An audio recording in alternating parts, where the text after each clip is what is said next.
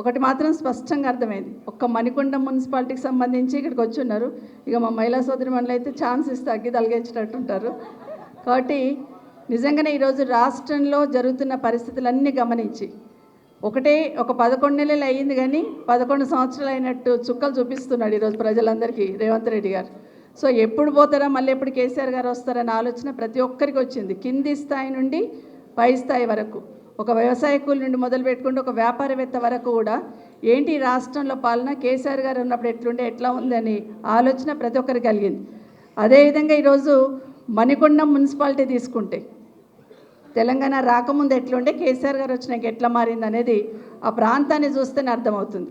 ఆ ప్రాంతం ఏ విధంగా బాగా డెవలప్మెంట్ అయింది. ఎప్పుడు నేను కేటీఆర్ గారితో గొడవ పడుతుంటే షేర్లింగంపల్లి, రాజేంద్ర నగర్, అసలు ఈ 2 నియోజకవర్గాలకు మీరే ఎమ్మెల్యేనా అని అడుగుతుంటే మంత్రి గారికి నేను ఆ రోజు. ఎందుకంటే ఎక్కడ చిన్న సమస్య ఉన్నా డబ్బులు తీసుకుపోయి రాజేంద్ర నగర్లో పెడతా అంటుండే, షేర్లింగంపల్లిలో పెడతా అంటుండే. ఈ గల్లీకి రోడ్ లేదు, లింక్ రోడ్ కావాలా, ఇక్కడ బ్రిడ్జ్ కావాలి, నార్సింగ్ దగ్గర రింగ్ రోడ్ దిగాలి అన్నీ ఇవే ఆలోచిస్తుంటే మంత్రిగా ఉన్నప్పుడు కేటీఆర్ గారు. సో ఎప్పుడు నేను గొడవ పడుతుంటానట్టు అసలు ఎమ్మెల్యే గారికి అవగాహన ఉందో లేదో కానీ రాజేంద్ర నియోజకవర్గం మీద, షేర్లింగంపల్లి మీద మీకున్న అవగాహన ఇంకెవరికి లేదండి. అంత బాగా డెవలప్ చేసిందని చెప్తుంది. మనం అనుకున్నామా మన దగ్గర సైకిల్ ట్రాక్ ఎట్లా వచ్చింది రింగ్ రోడ్ పక్కన, అసలు ఎక్కడ ఉందా? హాయిగా పొద్దున్న లేస్తే దాన్ని చూస్తే సైకిల్ దొక్కనికి రాని మాలంటలో కూడా తొక్కితే బాగుండు అన్న ఫీలింగ్ వస్తూ ఉంటుంది. అంత బాగా చేసింది. సో ఇట్లా ఒక్కొక్కటి ఆలోచించి అంటే ఒక్కొక్క అడుగు వేసినప్పుడు ఈ రాష్ట్ర ప్రతిష్ట పెంచే ప్రయత్నం కేసీఆర్ గారు చేశారు, వారి నాయకత్వంలో కేటీఆర్ గారు చేశారు. ఈరోజు మన గండిపేట లేక్ దగ్గర 100 కోట్లు పెట్టి ఆడ పార్క్ డెవలప్ చేస్తున్నారు కదా. ఎవరైనా అనుకున్నామా? మన అప్ప దగ్గర ఆ కొండలు గుట్టలు ఉన్న ఫారెస్ట్ ల్యాండ్ని ఈరోజు సండే 1000 మంది వాకింగ్ పోతారట అక్కడ. అంటే అంత ఆలోచించారు. అంటే భవిష్యత్తులో ప్రజలకు ఏం కావాలా, ఏం చేస్తే బాగుంటుందన్న ఆలోచన గతంలో కేసీఆర్ గారు చేస్తే ఈ 11 నెలల్లో ఈ రాష్ట్ర ప్రతిష్ట 10 సంవత్సరాల కేసీఆర్ గారు ఎట్లా పెంచారో 11 నెలల్లో నెల తగ్గించుకుంటూ పోయారు. రాష్ట్ర ప్రతిష్ట ఎట్లా దిగజార్చాలనే కంకణం ఈ రాష్ట్ర ముఖ్యమంత్రి గారు కట్టుకున్నట్టు స్పష్టంగా కనిపిస్తుంది. నిన్నగాక మొన్న మేము కొడంగల్ దగ్గర పోయినాం. మొన్న గొడవ అవుతుంది కదా, 3 రోజుల నుండి చూస్తున్నాం కదా. అవసరం లేని దగ్గర ల్యాండ్ అక్విజిషన్ చేసి ఏ విధంగా బాధ పెడుతున్నాడనేది చూస్తున్నాం.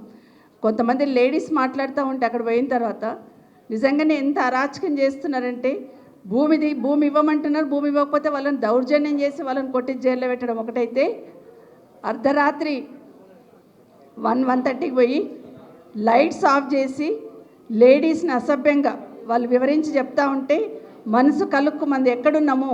ఎక్కడున్నాము ఏం చూస్తున్నాం ఈ రాష్ట్రంలో అనిపించింది.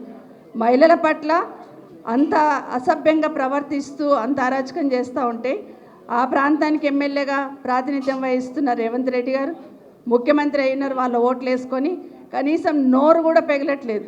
కానీ ఏం చేస్తున్నాడంటే అవతల పార్టీలో బీఆర్ఎస్ పార్టీలో ఎవరున్నారు, ఏం చేయాలి, కేటీఆర్ని ఏం చేయాలి ఫస్ట్ అనేది ఒకటే డిస్కషన్ తప్పిస్తే ఇంకా వేరే ఆలోచన లేదు. అరే నాకు ఓట్లు వేసిన వాళ్ళు రోడ్డు మీద పడ్డారు, ఏడుస్తున్నారు, బాధపడుతున్నారు అనే ఆలోచన లేకుండా కేటీఆర్ని ఏం చేయాలని ఒక ఆలోచన ఒకటే ఈ 3 రోజుల నుండి 4 రోజుల నుండి చూస్తూ ఉన్నాం. నిజంగానే ఈరోజు రాష్ట్ర వ్యాప్తంగా ఒక్కసారి ఆలోచిస్తూ ఉంటే ఒక మహిళా జర్నలిస్టు వాళ్ళ సొంత ఊరికి పోతే 2 మహిళా జర్నలిస్టులు మీరు చూస్తున్నారు వీడియోలలో ఎంత అసభ్యంగా ప్రవర్తించిన ఆ మహిళా జర్నలిస్టుల మీద అని చూస్తున్నాం. ఎక్కడికి వాళ్ళ ఊరికి ఒక మహిళా జర్నలిస్ట్ పోతే కూడా అదే కొడంగల్ పోతే కూడా అదే విధంగా ప్రవర్తించున్నారు. ఎక్కడైనా మహిళల మీద అరాచకం జరుగుతూ ఉన్న సందర్భంలో ఒక్కరు కూడా అధికార పార్టీ నుండి స్పందించడానికి ప్రభుత్వం నుండి సిద్ధంగా లేరు. ఎక్కడ చూసినా అరాచకం చేస్తున్న ఈ సందర్భంలో నిజంగానే చాలాసార్లు రాహుల్ గాంధీ గారు దేశవ్యాప్తంగా చూసినప్పుడు రాజ్యాంగాన్ని చేతిలో పట్టుకొని రాజ్యాంగంలో అన్ని మాటలు మాట్లాడుకుంటూ తిరుగుతూ ఉన్నారు. అయ్యా రాహుల్ గాంధీ గారు ఈ రాష్ట్రంలో రైతులు రోడ్డున పడి రైతుల మీద కేసులు అయ్యి రైతులను 3rd డిగ్రీ ప్రయోగించి ఈరోజు జైల్లో పెడతా ఉన్నారు. ఎక్కడున్నారు మీరు? ఎందుకంటే ఎన్నికల కన్నా ముందు వచ్చినప్పుడు అన్ని డిక్లరేషన్లన్నీ వచ్చి పెద్ద సోనియా గాంధీ గారి దగ్గర నుండి మొదలు పెడితే రాహుల్ గాంధీ, ప్రియాంక గాంధీ గారు కూడా వచ్చి చెప్పినారు. మరి ఈ రాష్ట్రంలో ఇంత అరాచకం అవుతుంది కదా, మహిళల్ని అర్ధరాత్రి పోయి అసభ్యంగా ప్రవర్తిస్తున్నారు కదా అధికారంలో ఉన్న వాళ్ళు, ఎందుకు మీరు ఇక్కడ వచ్చి పలకట్లేరు, ఎందుకు ఇటు పక్క తిరిగి చూడట్లేరు, వినిపించట్లేదా, కనిపించట్లేదా రాహుల్ గాంధీ గారని నేరుగా రాహుల్ గాంధీ గారిని అడుగుతా ఉన్నాను. ఎందుకంటే ఈ రాష్ట్రంలో జరుగుతుంది, ఒక్కసారి కన్ను విప్పి వినండి.